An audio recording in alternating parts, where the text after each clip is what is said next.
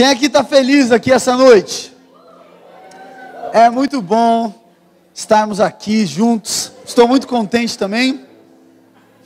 Agora vamos elogiar em silêncio. Não, estou brincando. Elogio em pensamento, perfeito. E antes de nós entrarmos na palavra que eu creio que o Senhor vai trazer a nós. Boa, valeu. Tá ligado?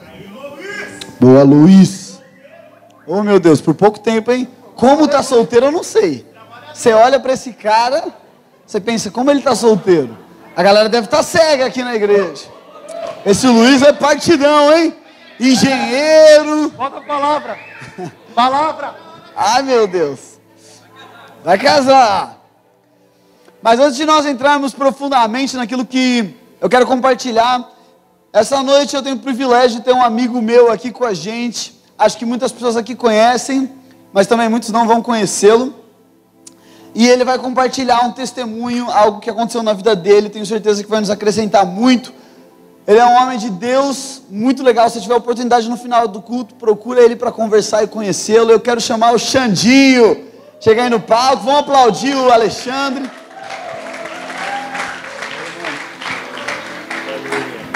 E ele vai compartilhar algo de Jesus para todos nós. Então quero te encorajar, estar com seu coração aberto para ouvir aquilo que o Senhor vai falar conosco, amém? Boa noite a todos. Tá aqui. Quer tirar do meu? A mensagem tá aqui. Tá. Então, eu vou tornar isso puro e simples, como o nosso Jesus na realidade. Então, eu vou ficar bem à vontade aqui. Que eu gosto de ficar à vontade, né? Jesus é à vontade. Então, eu não quero ficar falando. Eu quero ficar um negócio simples. Então, eu vou direto ao ponto aqui. Esse pegou. Gente, vocês estão felizes com Jesus? Está enfatizada essa realidade espiritual no coração de vocês? Isso é espiritual. Vocês têm que pegar essa realidade. Isso não é só uma palavra. A nossa palavra é vida. A nossa palavra é vida. O que sai de dentro de nós é vida. O que seria de nós sem a palavra, sabe? Isso aqui é só um corpo. Isso aqui é só um corpo. Eu tenho um esboço aqui, mas o Espírito Santo está direcionando. É um espírito, é vida. Sabe? E Deus disse no princípio, em Gênesis, haja luz. E Ele separou as trevas da luz. Ele viu que era bom. Ele não viu que era ruim, Ele viu que era bom. E por que a gente fica olhando tanto para as trevas? Quando na realidade é a luz que é boa. E a gente pertence à luz. Nós somos parte do reino da luz. Sabe? E o meu testemunho envolve muitas coisas, onde eu conheci as trevas. Eu fui profundo nas trevas. Sabe? Mas eu acredito que o Filho de Deus, ele nunca deixa de ser um Filho de Deus. Uma vez que você conhece a Deus, meu irmão, você pode ir no lugar que for. Você pode ir em balada, você pode ir o quão profundo que for, você pode usar a droga que for, você pode usar o tipo de droga que for, você pode usar a droga mais pesada que for. Mais pesada que for, você pode continuar usando, Você vai chegar num ponto que não tem mais para onde ir. Não tem mais para onde ir. Você vai olhar para a criação divina de Deus, a criação celeste do Pai, a extensão divina de Deus, e você vai falar isso. Abba, Pai, Filhinho, intimidade. A intimidade de Deus está nisso, está na simplicidade de Deus. Está em conhecer o Abba, Pai. A extensão de Deus. Sabe? Então, como você se vê hoje? Essa é a pergunta que eu quero florescer dentro de você. Porque eu vejo muitos pregadores muito preciosos vindo aqui na INA, e eu vejo esse tempo muito precioso florescendo dentro dessa igreja, dentro dessa noiva.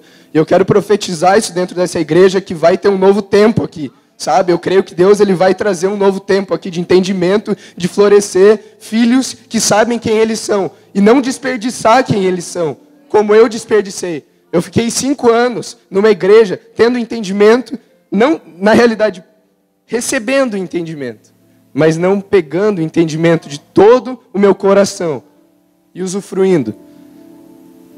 E isso indifere de onde eu estou. Porque onde eu estou, eu emano luz. Onde eu estou, eu sou luz. Mas eu tenho que ter um entendimento, mudança de mente, sabe? Que é uma realidade espiritual. É você não se corromper. É você não negligenciar a herança que você tem. Como a parábola do filho pródigo, que é simples. É muito simples entender a parábola do filho pródigo.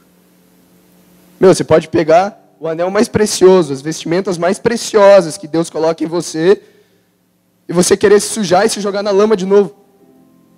Por vontade própria. Por quê, meu? Por quê? Porque não é isso que Deus quer para você. Mas, meu, eu vou falar algo para vocês que é de coração e de todo o meu coração. Deus não olha teu pecado. Deus nunca vai olhar teu pecado, porque isso não é da natureza dele. Deus não criou teu pecado. Deus criou você. Deus não cria pecado. Deus cria filhos. Deus não cria servos, Deus cria filhos. Deus não cria vítimas, Deus cria filhos. Você pode jejuar, você pode ficar lá de joelhos, se matando, se matando, se matando. Você vai receber. Mediante a fé em Cristo Jesus. Não é teu sacrifício. É porque você creu. Porque você ama de todo o teu coração. Sabe, você pode ir mais fundo que for, mas vai tocar aquela música da Hillsong antiga e você vai lembrar, cara. Velho, crente é sempre crente, mano. Cara, crente é sempre crente, velho. Não dá, mano. Você pode se pagar de marrentão lá no mundo, tipo, não, mano, eu odeio Deus, eu odeio Jesus, cara. Que parada é essa? Não dá, cara, não dá, velho. Espírito Santo é Espírito Santo, cara. Ele é sempre Espírito Santo, cara. Não dá. É só Ele que é o Espírito Santo. E Ele não... Já acabou aqui os 5 minutos? E Ele não se limita a 4 paredes, sabe? Hoje o sumo sacerdote é móvel, né, irmãos? Hoje é tipo uma igreja móvel. Hoje somos igreja, né? Be the church. Não apenas vá à igreja, seja igreja. Isso é uma realidade espiritual a todos. Nós temos que enfatizar isso na vida de nós crentes. Pare de viver só indo para a igreja, mas seja igreja. Pare de se trancar no quarto e ficar só lendo. Legal, é ótimo ler, é ótimo se encher do Espírito Santo, mas tem que transbordar, meu irmão. Só que também não se esquece de queimar. Porque queimar é bom, cara. Queimar é bom. É style queimar, mano. Não anule os dois. Não anule os dois. E é isso, cara. Eu acho que essa é a minha mensagem. Veja a multiformidade de Deus. Que Ele está em tudo, sabe? Hoje eu estive com alguns amigos meus e... Antigamente, quando eu via numa ótica religiosa, eu não conseguia estar perto deles, porque eu me corrompia. Porque antigamente minha fraqueza era maconha. Eu podia estar perto da maconha, eu fumava. Só que quando eu comecei a ver a herança que eu tinha, quando eu comecei a ver a ótica que eu tinha, irmão, eu comecei a falar sobre a igreja que eu sou, e eles fumando baseado na minha frente, mano. E ele falou, irmão, eu nunca tinha ouvido isso. E cara, essa é a realidade de Cristo. Cristo esteve nesses momentos com pessoas assim. Esse é Jesus. Ah, mas irmão, cuidado. Vigie, ore e vigie. Cuidado, você vai cair, mano. Irmão, não escute essas pessoas. Essas pessoas querem que você caia. Essas pessoas vão querer te circuncidar novamente. Essas pessoas são religiosos que estão te rodeando, querendo que você molde sua cabeça a um padrão, quando na realidade Cristo quer te ver como uma borboleta, mano. Se você ama moda, frutifique. Se você ama empreendedorismo, empreenda. Se você ame, cara, entenda a sua identidade e voe, mano. Cristo não é sobre só estar na igreja, mas é sobre entender sua identidade, intencionalidade no reino, é um espírito, uma realidade espiritual. E só voar, cara. É só voar, é simples, é simples. E é isso. Eu acho que é isso a minha mensagem. Obrigado a todos.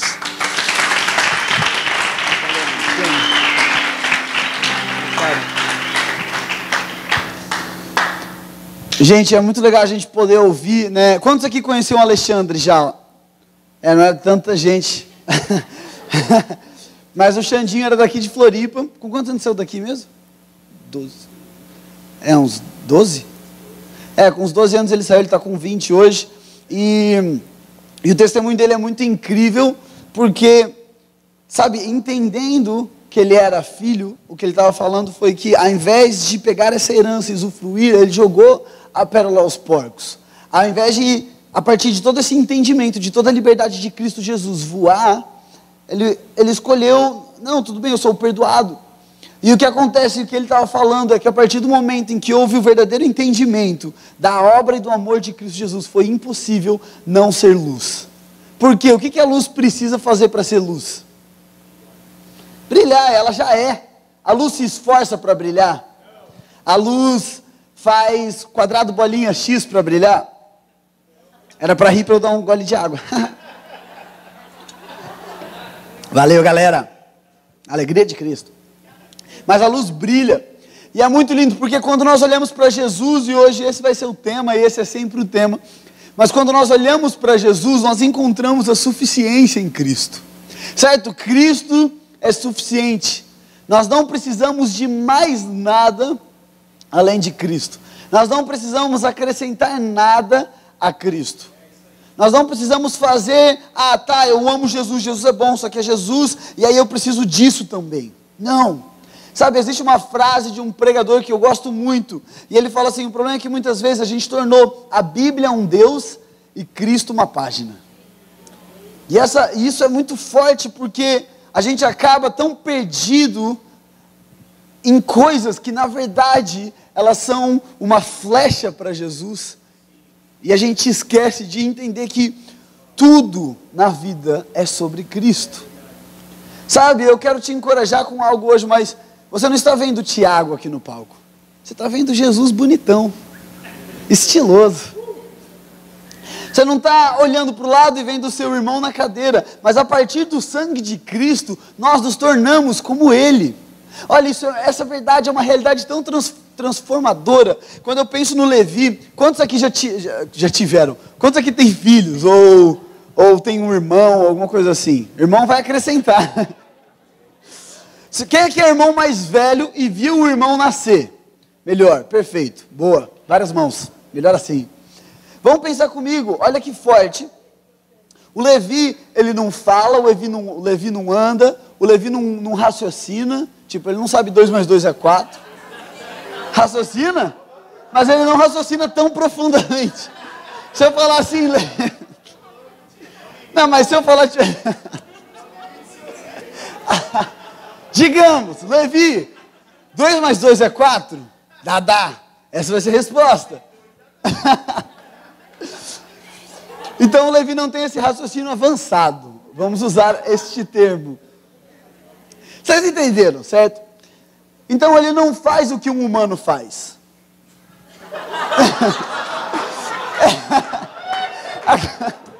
Não, acompanha o raciocínio.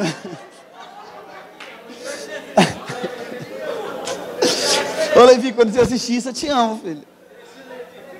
Não, vamos lá, vai fazer sentido. O Levi, por exemplo, o Levi anda? Não. O Levi chuta uma bola? Não. O Levi fala? Não. O Levi tem dente? Não. Só que daí, quando eu olho para o lado e eu vejo um ser humano, eu vejo alguém andando. Quando eu olho para o meu outro lado, eu vejo outro ser humano, eu vejo alguém falando. E para o outro lado, outro ser humano, eu vejo dente. E eu vejo várias coisas que eu não vejo no Levi. Então, será que ele não é humano por causa disso? Agora, o Levi pode não falar ainda, pode não andar ainda, mas ele tem a natureza de quem fala e de quem anda. E a verdade que nós vamos entender, e porque eu falei, quando você olha para o lado você vai ver outro Cristo, é porque quando nós nascemos de novo, nós nascemos de quem? De Deus. Quando Jesus fala com Nicodemos que é preciso nascer de novo, Nicodemos pergunta se é de uma mãe natural, ele já era muito velho, ele fala, não, eu não estou falando em palavras que a razão vai trazer sentido, eu estou falando nas palavras do Espírito, porque quando nós nascemos de Deus, assim nós ganhamos a natureza de Deus. E agora, mesmo que por agora eu ainda não fale como Deus fala, mesmo que talvez por um tempo eu ainda não manifeste Deus no meu caminhar, mesmo que talvez por algum tempo, como Levi, eu me porte como um bebê, isso não tira a minha natureza. Isso não me torna menos Deus, como Deus. Faz sentido? E o que eu quero dizer com isso é que a natureza de Adão, Romanos 5 vai falar sobre as duas naturezas que existem sobre a terra. A natureza de Adão e a natureza de Cristo. A natureza de Adão, ela nasce no pecado, ela nasceu do pecado, é uma natureza caída. A natureza de Cristo nasce de Cristo, é uma natureza vitoriosa, é uma natureza santa, perfeita. O fato é que Adão nunca vai conseguir se comportar como Cristo. E o Antigo Testamento inteiro mostrou isso. Deus trouxe o padrão. Qual que é o padrão de Deus? As leis. Este é o padrão perfeito, divino. E aí Adão pegou o padrão e tentou replicar, e o que aconteceu? Frustração, morte. Se afastar de Deus. O que aconteceu? A queda do homem como um todo. Então qual que era a única solução para que o homem vivesse o padrão divino? É se Deus viesse e desse a sua própria natureza ao homem, para que a partir de Cristo nós vivamos como Ele. E eu quero te encorajar a algo hoje. Eu quero te animar com esta palavra. Quero te dar esperança. Jesus é a razão da nossa esperança. Está em Cristo, a luz, a verdade é Ele. Eu quero te animar com isso. A partir do sangue de Jesus, quando nós cremos em Jesus, quando nós olhamos para Cristo e entendemos a suficiência de Cristo, quando nós cremos que somente Cristo, quando nós cremos que é somente através de Cristo, quando pela fé, pela graça, através da fé, nós acessamos a salvação, a partir daí nós recebemos a natureza de Deus. Então agora, como que o Levi vai aprender a andar? Como que o Levi vai aprender a falar? Por que será que em casa você fica ouvindo a dona Rafaela falando, mamãe, mamãe, mamãe? Porque o Levi vai falar a partir do que ele ouve. A fé vem pelo ouvir. E ouvir quem? A palavra. A fé não vem pelo ouvir, mas é ouvir uma pessoa. A palavra de Deus é uma pessoa. A palavra de Deus não são letras jogadas ao léu. A palavra de Deus não são coisinhas. A palavra de Deus é Cristo Jesus. E isso está em João capítulo 1. Ele é o verbo, Ele é o logos, Ele é o conhecimento, Ele é a verdade, o caminho e a vida. Então eu quero te animar a algo. Nós nascemos de Cristo. Nós a partir daí somos santos. A partir daí você já é santo. Hebreus 10, capítulo 10 diz que foi para a obra de Cristo na cruz, foi para nos tornar santos. De uma vez por todas. Hebreus capítulo 10 diz que antes, todo ano, toda hora tinha que ter sacrifício. Porque um sacrifício não podia transformar, é o que Hebreus 10 fala. Aquele sacrifício da velha aliança não transformava as pessoas. Porque Adão não pode parecer com Deus, é impossível. A natureza caída de Adão, é por isso que nós não estamos aperfeiçoando a natureza de Adão. Mas nós estamos caminhando em uma natureza perfeita de Cristo Jesus. É por isso que a transformação não vem pela prática de tal e tal coisa, mas vem pela renovação de mente, porque se eu penso como Cristo, eu falo como Cristo, eu ando como Cristo. Porque basta o Levi entender o que ele tem para usufruir disso. O Jandinho usou o exemplo de uma borboleta, e eu achei isso maravilhoso, porque nós podemos enxergar na borboleta um exemplo muito claro. A lagarta e a borboleta são a mesma coisa, só que em lugares diferentes. A lagarta é um inseto que rasteja, que não consegue sair do chão, que pode ser pisada a qualquer momento, que tem uma natureza eu acho meio feia, meio suja. Agora, a borboleta, por outro lado, ela alcança lugares altos. A borboleta pode ir muito mais longe que a lagarta e ela é maravilhosa, ela é linda. Justamente Deus, através da natureza, estava nos revelando o que a obra de Cristo fez por nós na cruz. Nós éramos como lagartas. Na natureza de Adão, vivíamos arrastando no chão, vivíamos comendo aquilo que era ali, ruim. Nós não tínhamos um acesso ao que a natureza divina tinha. Então Cristo, como homem, 100% divino, vem e morre por nós, e assim nos transforma de lagarta para borboleta. E por que a transformação vem pela renovação de mente? Porque nós, como borboleta, muitas vezes achamos que somos lagartas ainda. E a gente vive como? Caminhando no chão. As asas estão aqui, as cores maravilhosas estão em nós, mas por nós acharmos que somos borboletas, nos sentimos sujos, podres e que não podemos voar. Faz sentido? Então nós não aperfeiçoamos a lagarta, nós renovamos a nossa mente de entendimento que somos feitos como Cristo.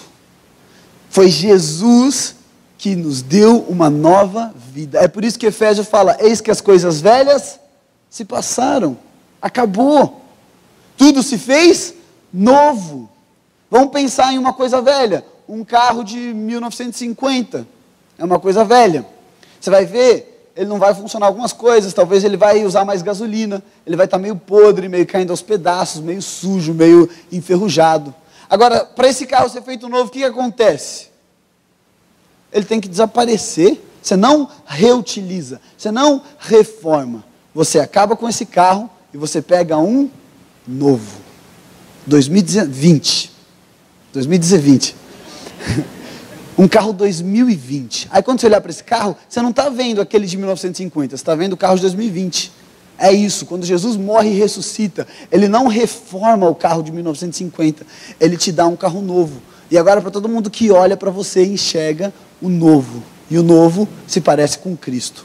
Apesar do Levi não fazer o que nós humanos mais evoluídos fazemos, um dia ele há de fazer, se ele permanecer conosco. Apesar de ainda talvez os nossos atos e as nossas obras não parecerem com Cristo, João 15 diz que quem permanece em mim dá fruto. O fruto, a árvore não se esforça para dar fruto, ela só dá.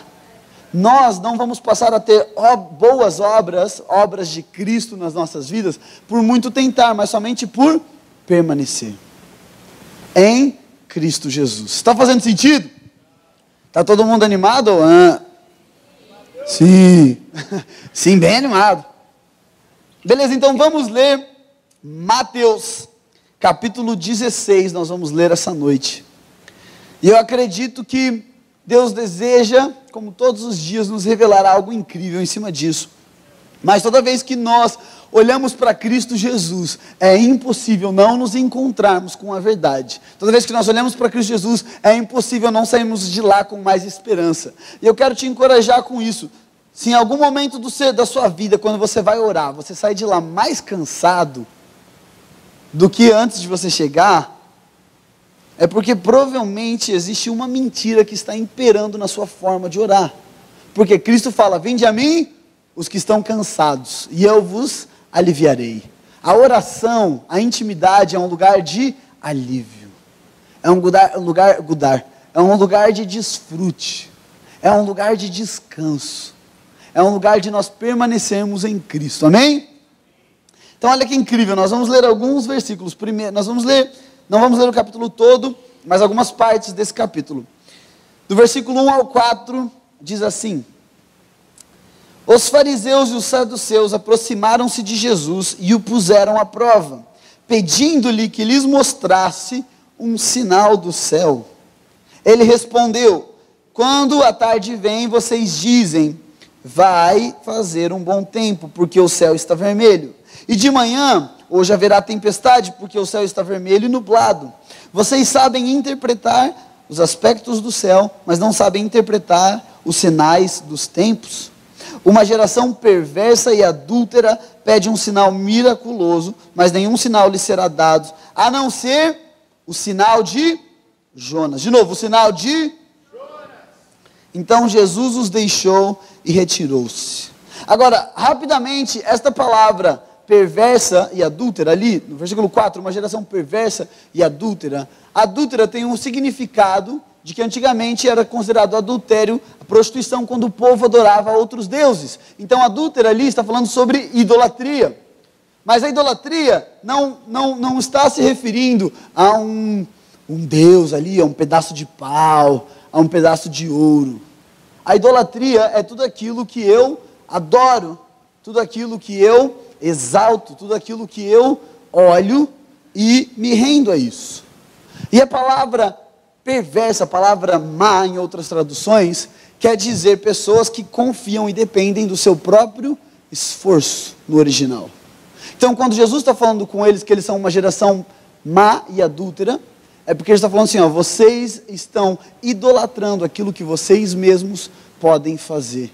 E é por isso que quando eu vim e eu revelei a verdade e a liberdade, vocês não viram, porque vocês estavam olhando para aquilo que depende de vocês. Sabe, quando a generosidade não está somente em quem sabe dar, mas a generosidade se encontra em quem sabe receber. Porque se para nós é difícil receber, Você está falando, não, eu não sou digno disso.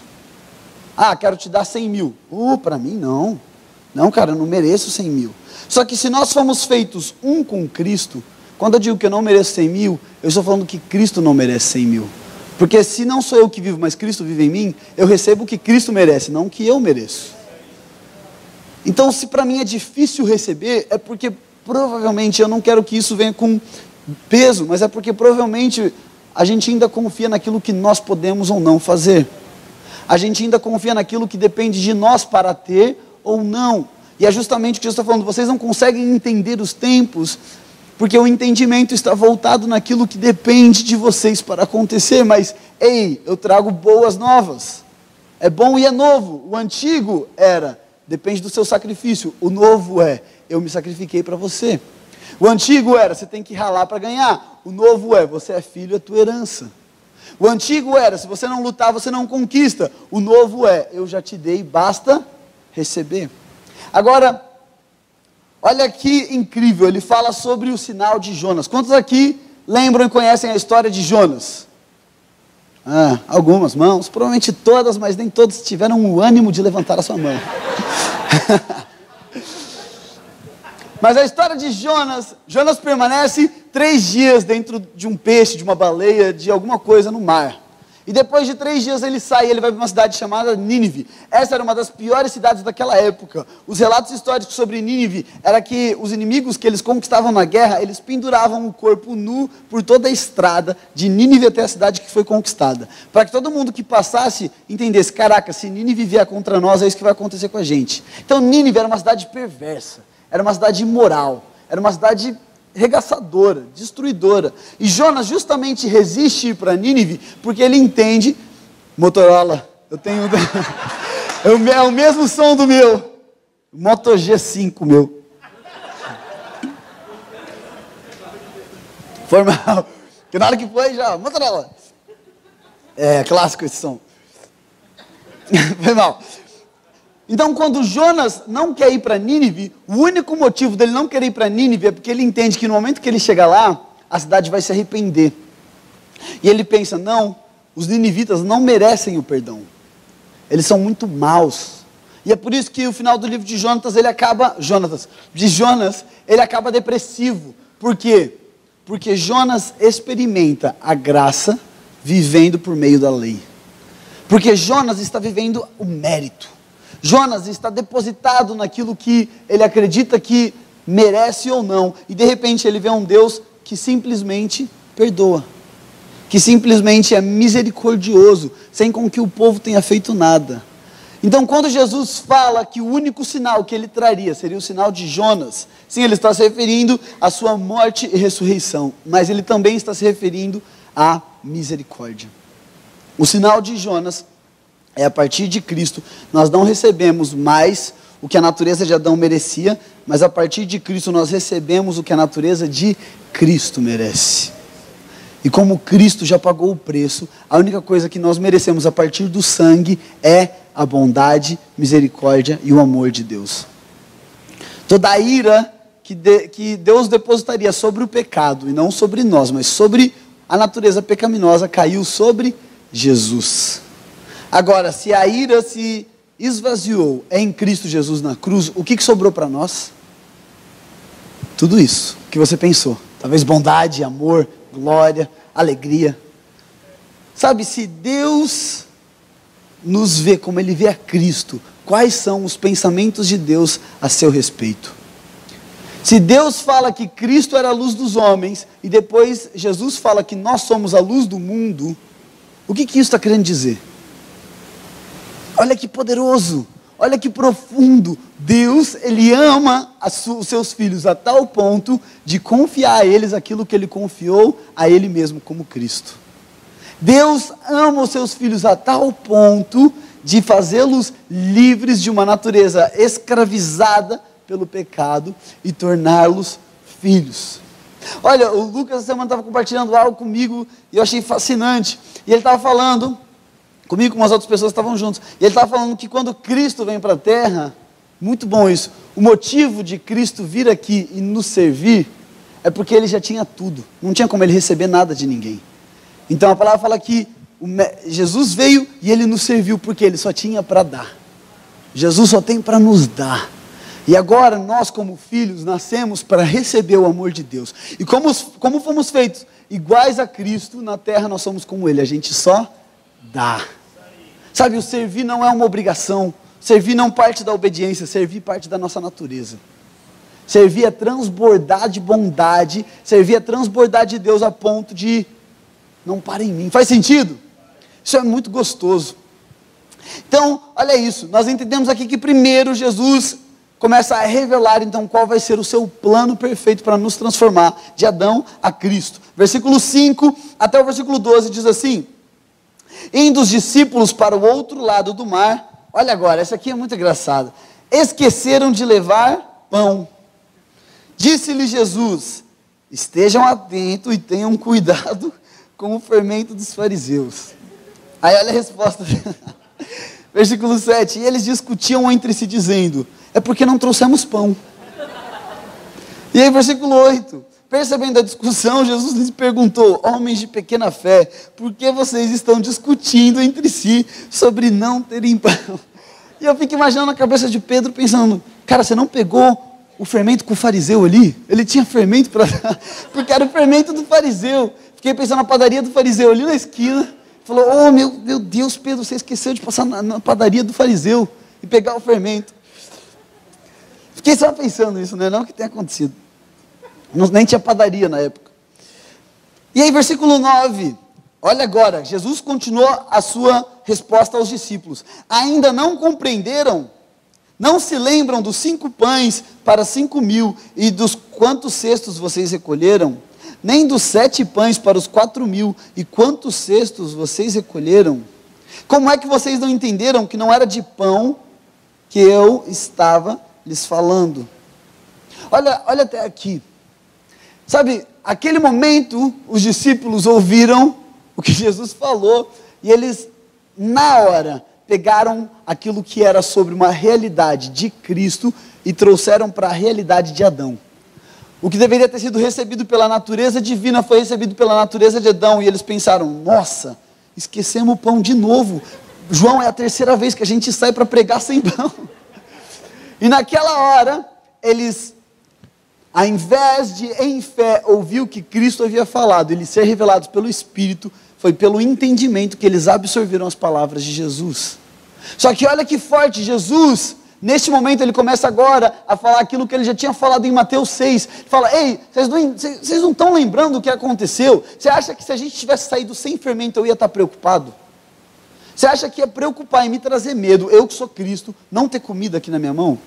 Você acha que quando eu não vejo algo, eu acho que isso não existe? Mateus capítulo 6, versículo 25, a gente não vai ler, mas Jesus fala: parem de se preocupar. Eu quero te encorajar a algo: a preocupação não faz parte da natureza de Cristo. Sabe, você não está vendo dinheiro, você não está vendo saúde, você não está vendo amor na sua família, você não está vendo alguma coisa, paz na sua casa. A preocupação não é o caminho de Cristo de transformar essa realidade. Essa é uma seta inflamada do maligno para te prender em um lugar de Adão. Porque Adão se preocupa como ele vai fazer depois de ser expulso do jardim. Adão se preocupa em como ele vai cobrir a sua vergonha que ele acha que tem diante de Deus.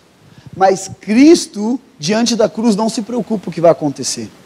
Cristo, com um dos seus discípulos, roubando o dinheiro do seu ministério o tempo todo, não se preocupa em falar: ei Judas, para de roubar.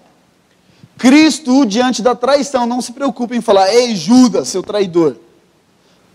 Por quê? Porque Deus, sendo Deus, não vê problemas chegando até Deus. Deus que chega até o problema e responde o problema. Sabe, quando nós vivemos na realidade de Cristo Jesus, nós não somos pegos de surpresa por problemas e situações na vida. Quando um problema aparece é porque a resposta chegou ali, não é porque você chegou porque o problema chegou em você. No mundo tereis aflições. Só que daí a gente esquece que na oração de Jesus, Jesus falou: mas eles não são do mundo. No mundo tereis aflições, mas vocês não são do mundo. Será que a gente vai ter aflição? Sabe por que a gente não vai ter aflição? E daí você pensa, tá, mas e essa coisa ruim que acontece? Ah, mas e quando alguém morre? Ah, mas e quando tal? E quando isso é aflição? Não, sabe o que é isso? Como nós somos enviados ao mundo, o mundo traz aflições, mas tem de bom ânimo, eu venci o mundo. Jesus está falando assim, ei, eu estou trazendo a vitória para aquilo que somente tinha derrota. Onde abundou o pecado, superabundou a graça. Onde Satanás mata, rouba e destrói, eu trago vida em abundância. Quando Jesus vê um problema, que é o pecado, que era uma aflição que tinha no mundo, ele não teve essa aflição. Ele transformou aquilo que era em aflição em bênção. Ele transformou aquilo que era prisão em liberdade. Paulo e Silas são presos em Filipos. No mundo tereis aflição. Mas Paulo e Silas não tiveram aquela aflição. Porque quando eles estão orando e louvando ao Senhor, não orando e louvando para saírem dali, não orando e louvando em obediência, nossa, se eu louvar, alguma coisa vai acontecer agora. Eu vou ativar. Não, eles estavam agradecendo a Deus pela vida, por simplesmente estarem vivendo a melhor vida das suas vidas, porque eles estavam em Cristo Jesus. As correntes se abrem, o carcereiro vai se matar, não se mata, o carcereiro se converte, eles vão jantar na casa do carcereiro, uma sopinha de peixe, salmão, nem sei se tinha ali na época, tainha, estão jantando tainha, vinho, e para aí, estão jantando ali na casa, perdão Jesus, estão jantando ali na casa do carcereiro. O que acontece? Depois da janta, a Bíblia diz que eles voltam para onde? Para a prisão. Se eles estivessem presos, quando a grade caísse, eles corriam. Mas a realidade foi que eles nunca estiveram presos. Por quê? Porque aquilo que para o mundo é aflição, para nós é propósito. Aquilo que para o mundo é consequência, para nós é propósito. E a partir daí, a luz brilha nas trevas. O sal salga a comida. Porque se ele não salgar a comida, ele é jogado no chão. Porque se ele não vive o propósito. E o propósito, gente, a gente tem que entender, o propósito não é o motivo da nossa vida. O propósito é uma reação de vivermos o verdadeiro motivo da nossa vida, que é sermos amados. Esse é o motivo. Para que eu fui criado? Para ser amado. Ponto. Sou amado por Deus. Mas aí, quando eu sou amado, eu entendo que eu sou sal, então eu salgo. Por isso que Jeremias fala que não era tempo do povo sair da Babilônia, mas era para ficar lá, multiplicar e fazer a terra crescer. Porque Jesus, na sua oração em João 17, fala, Deus, eu não peço que vocês o tirem do mundo, porque nós estamos aqui como enviados. Nós não estamos aqui como, oh meu Deus, caiu na terra. Faz sentido? Então até aqui o que Jesus está querendo dizer com eles é, galera, provisão natural, necessidade, medo, preocupação, isso não é isso que deve mover o seu coração, ou até mesmo a sua oração. Você não precisa, sabe, em Mateus 6 Jesus fala, você não precisa nem pedir para isso. Por quê? Porque teu pai vê, e teu pai dá. Ele é bom. Se a planta tem roupa, por que você não vai ter? Se o animal come todo dia, por que você vai passar fome? Então o que Jesus está querendo dizer com eles ali? Nós vamos ver agora no versículo 12, perdão, no final do versículo 11, ele diz assim, tomem cuidado com o fermento dos fariseus e dos saduceus. Então, entenderam que não estava lhes dizendo que tomassem cuidado com o fermento do pão, claro, mas com o ensino dos fariseus e saduceus. Agora, peraí, Jesus, o que ele quer dizer com o ensino dos fariseus e dos saduceus? E para nós entendermos isso, tem várias formas, mas uma delas é só a gente olhar para a carta de Paulo aos Gálatas. Nós não vamos lê-la essa noite, mas se você ler já o capítulo 1, já vai dar para ver. Mas simplesmente o ensino dos fariseus e dos saduceus é que não depende de Cristo para você ser, depende de você. Que para você ser santo depende do que você faz. Para você ter mais, depende do que você faz. Para você alcançar certas coisas, depende do que você faz. Então Jesus fala assim, um pouco de fermento leveda toda a massa. Um pouco de ensino falso transforma uma verdade em mentira. Um pouco de erro na verdade já faz aquela verdade um erro. Então ele fala, cuidado com o ensino dos saduceus, porque eles vão vindo dizendo que você precisa ainda cumprir os costumes, que você ainda precisa se circuncidar. E agora, nos dias de hoje, quando a gente ouve circuncisão, para nós não faz sentido, não, ninguém se circuncida, então não é conosco que Deus está falando, mas a circuncisão representa coisas que eles faziam para se sentirem puros diante de Deus. Era algo pessoal. Era algo que ele se sentia. Ninguém via a circuncisão do cara. Ninguém estava ali para checar. Mas ele, a partir daquilo, sentia uma certa paz com Deus, mas certamente não tinha. Hebreus fala que eles não conseguiam ter. E o que Jesus está falando? O meu sacrifício em si, foi o que trouxe paz com Cristo. Não depende daquilo que você faz ou deixa de fazer. Cuidado com o fermento dos fariseus. Por quê? Porque parece pouca coisa. Porque parece igual. Mas o que é muito parecido com a verdade? A mentira. Agora, se nós, pelo sangue de Cristo, somos perdoados, então, se você é filho, Satanás não vai poder tocar num filho de Deus. Mas o que ele pode fazer? Trazê-lo de volta a uma escravidão. E a escravidão está na mente. E é por isso que voltamos para Romanos 12:2. Transformai-vos pela renovação da vossa mente. Cuidado com o fermento dos fariseus. Está fazendo sentido? Amém? E aí nós vamos para o versículo... Antes de nós irmos para esse versículo, tem um exemplo que eu gostaria de dar.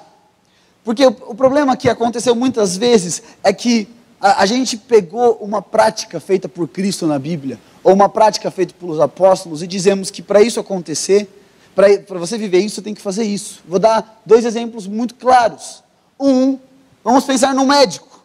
Então tem uma pessoa com um problema no coração, ele vai lá e faz uma cirurgia no coração da pessoa, e essa pessoa sai dali sem problema. Sabe o que é nós pegarmos uma prática que Jesus fez, ou que os discípulos fizeram, e tornarmos ela uma realidade para os nossos dias? É a gente pegar essa cirurgia que esse médico fez e falar que todo mundo que está mal precisa fazer cirurgia no coração. Só que o ponto é que aquele cara precisava da cirurgia no coração. E qual que é o ponto aqui da Bíblia? É que Jesus não veio aqui para dizer assim, é assim que se faz uma cirurgia no coração. Mas ele veio aqui para dizer, ei, você é médico. E por ser médico, você vai fazer as cirurgias necessárias nos momentos necessários. Faz sentido? E eu quero dar um exemplo aqui, muito prático. Sabe, muitas vezes, nem todo mundo, eu sei que o Adler e a Fran fizeram isso no casamento deles e foi real, foi genuíno e puro, e maravilhoso. Mas muitas vezes a gente pega o lava-pés de Jesus Cristo com os discípulos, briguei com alguém, vem aqui para lavar seu pé.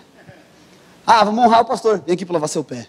E aí a gente pega aquela prática como se aquela prática fosse, sei lá, santa. E né? Se você está fazendo, se tornou. Mas entende o que eu quero dizer? E aí a gente começa a pregar que se você não lavar o pé de alguém, você não honrou aquela pessoa. Que se você brigou com alguém, se não lavou o pé, então você está mal ainda, você tem que lavar o pé. E o que acontece é que a gente acaba pegando uma prática e religiosizando aquilo que na verdade foi um ato vindo de uma intenção de Cristo. Faz sentido? E o que Cristo estava fazendo naquele momento? Cristo não fez aquilo para nos dar exemplo. Cristo não lavou o pé para que, para a galera ver que tem que lavar o pé uns dos outros. Cristo fez aquilo porque ele era Cristo e fazia parte da sua natureza. E com isso ele está falando assim, vivam comigo e é certo que o final da vida de vocês, que a vida de vocês vai ser servir uns aos outros. Faz sentido? Então é maravilhoso quando nós entendemos isso, porque agora não é sobre o que eu preciso fazer para Deus, mas é por estar em Deus eu faço o que Deus faz. Eu falo o que Deus fala, amém? Se o pianinho quiser subir.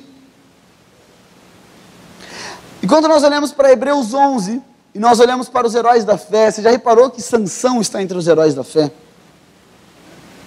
Sabe o que Sansão fez? Muita coisa errada. Uma das coisas erradas que Sansão fez foi se prostituir muitas vezes. Sansão também se entregou a Dalila. Sansão também matou um leão e pegou no cadáver de um animal morto, aquilo que ele não poderia fazer. Mas por que a Bíblia coloca Sansão como um herói da fé? Porque Sansão agia a partir daquilo que Deus era. A força estava em Sansão. A força era de Sansão? Não, ela estava em Sansão, mas a força era de Deus. Tudo aquilo que Sansão fazia dependia da palavra de Deus. Baraque está Hebreus 11, um dos heróis da fé. Mas Baraque, se nós lemos, ele meio que abandonou o seu lugar de juiz e entregou a Débora, para que Débora fosse à frente. Mas por que Baraque é colocado como um herói da fé? Porque diante de Deus, mesmo que muitas vezes tenha atos que aparentam uma coisa, quando o meu coração e os meus olhos estão em Cristo Jesus, eu ajo em fé, eu me torno um herói não pelo que eu faço, mas pelo que eu creio. Quando eu creio na suficiência de Cristo Jesus. Quando eu creio na suficiência da obra redentora de Cristo Jesus. Mesmo que os meus olhos não vejam, a minha fé diz qual é a realidade. Eu vivo pela fé, não pelo que vejo. Amém? E olha que impressionante. No final desta passagem, quando Jesus está aqui no versículo 21, antes de Jesus ir para a cruz, Jesus começa a falar para os seus discípulos que ele vai morrer. Ele começa a falar, olha, é necessário que eu morra e depois de 3 dias eu ressuscito. Então nós vamos ver o que Pedro faz. Olha que interessante, versículo 21 diz: desde aquele momento Jesus começou a explicar aos seus discípulos que era necessário que ele fosse para Jerusalém e sofresse muitas coisas nas mãos dos líderes religiosos, dos chefes, dos sacerdotes e dos mestres da lei, e fosse morto e ressuscitado no 3º dia. Então Pedro, chamando-o à parte, começou a repreendê-lo, dizendo: nunca, Senhor, isso nunca te acontecerá. Sabe o que está acontecendo aqui? Jesus está revelando que é pela fé, pela graça através da fé, que nós seríamos transformados. E Pedro fala, não, eu não vou deixar você morrer. Deixa que eu vou conseguir fazer. Naquele momento que Pedro quer impedir a morte de Jesus, ele está falando assim, não, você não precisa morrer, peraí que a gente vai dar um jeito, a gente vai construir o reino, a gente vai batalhar e vai dar certo. E sabe como a gente sabe disso? Porque no momento em que pegam Jesus para ir para a cruz, Pedro tira a sua espada e corta a orelha de Malco. Pedro estava crendo naquilo que ele poderia fazer para ser. Pedro estava crendo naquilo que dependia dele para ter.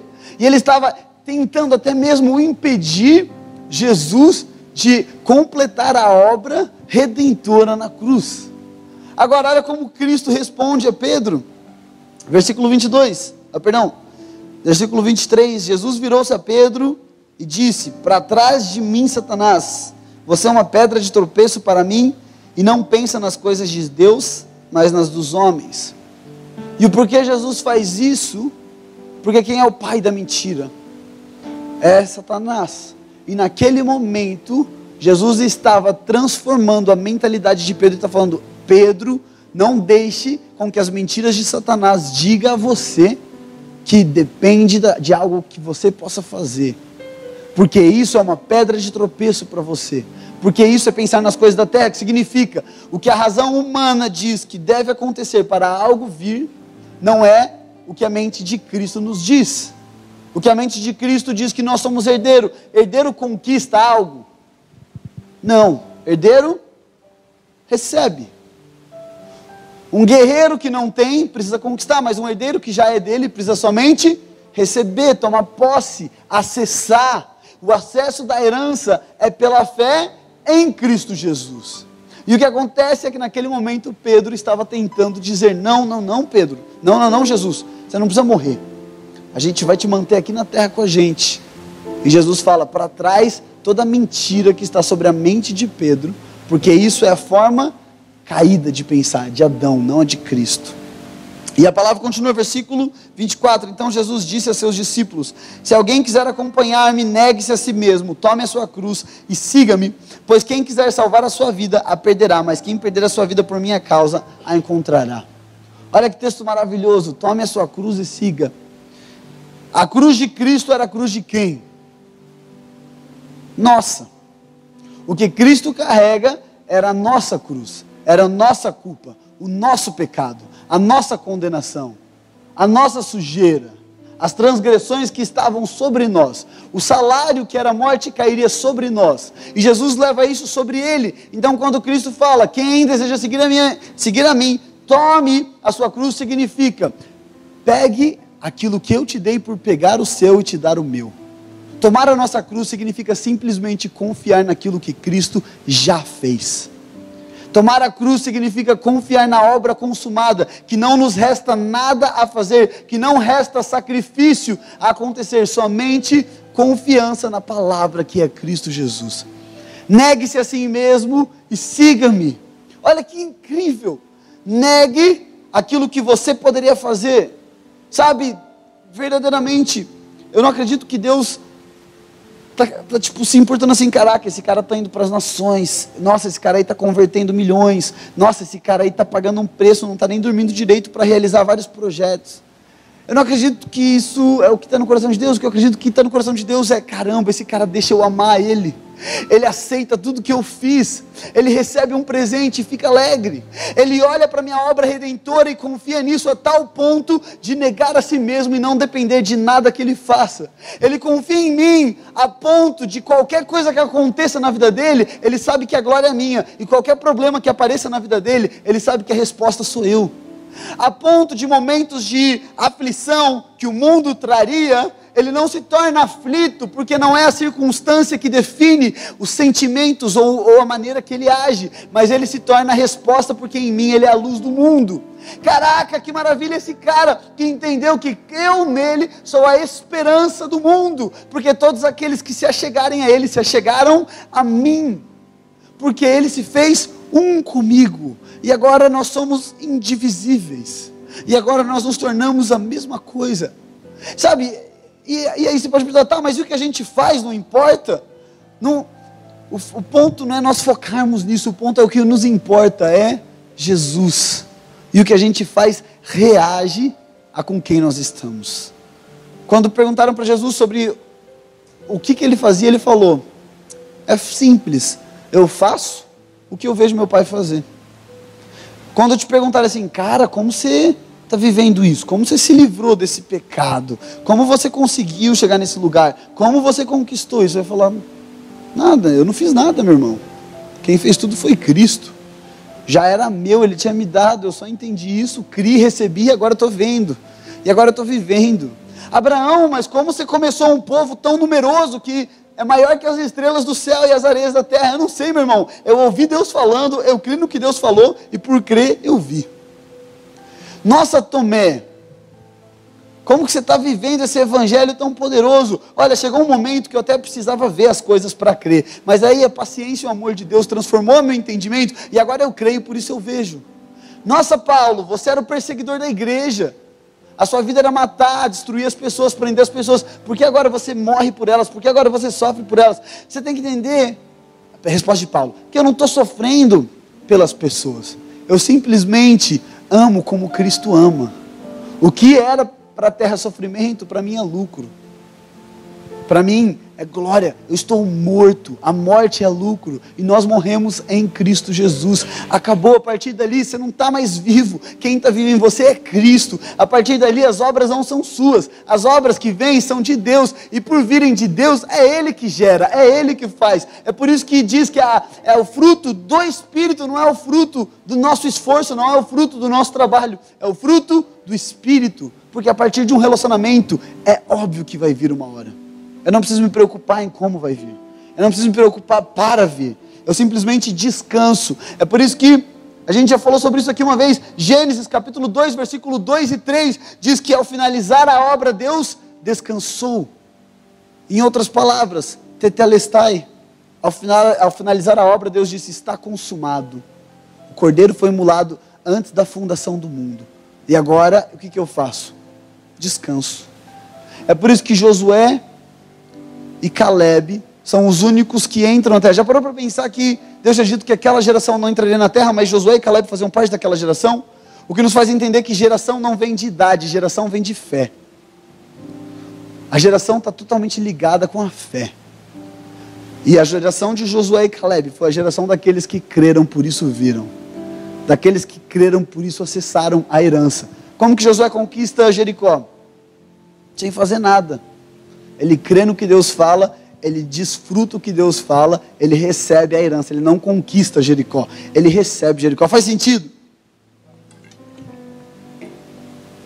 E para nós finalizarmos, antes de nós orarmos, quando nós entendemos isso que Cristo fala, que depende somente da morte e ressurreição de Cristo, eu entendo que agora não são mais as minhas necessidades, não são mais meus medos, não são mais minhas preocupações, não são mais as minhas ansiedades, primeiro, elas nem são minhas, mas não são essas coisas que vão me mover as minhas orações, que vão mover o meu relacionamento com Deus. Porque, primeiro, Deus não tem necessidade, Deus não está em falta. Então, se eu fui feito um com Deus e Deus não tem necessidade, a partir dele, eu estou pleno, eu sou teleios. É isso que o livro de Tiago, capítulo 1, vai falar, que a perseverança nos torna íntegro, como que é? e maduro, e não nos falta coisa alguma. Essa palavra é teleios, que é a mesma palavra tetelestai. Nós estamos completos em Cristo Jesus, não há falta mais em nós, porque em Deus não há falta. Agora, se eu entendo isso, Salmos 37, 5, nós não vamos ler, faz sentido. Entrega o teu caminho ao Senhor, confia nele, e ele tudo fará. Olha isso, como Davi já estava entendendo o que Cristo traria para a terra. Eu sou o caminho, a verdade e a vida. Entrega o teu caminho ao Senhor. Davi estava falando, entrega a sua forma de tentar alcançar a Deus, deixe ser alcançado pelo caminho, confia nele, que significa, olha para a obra consumada de Cristo na cruz, e confia somente em Jesus, naquilo que Jesus é, naquilo que Jesus fez, e todas as outras coisas que talvez os seus olhos não veem, você vai vir trazer à existência, porque já é feito. Entrega o teu caminho ao Senhor, confia nele, e ele tudo fará. Descanse na obra consumada de Cristo Jesus, e na plenitude de quem ele é, e todas as coisas que estão à nossa frente, nós vamos vir sendo transformados e respondidos. Amém? Você pode ficar em pé no seu lugar?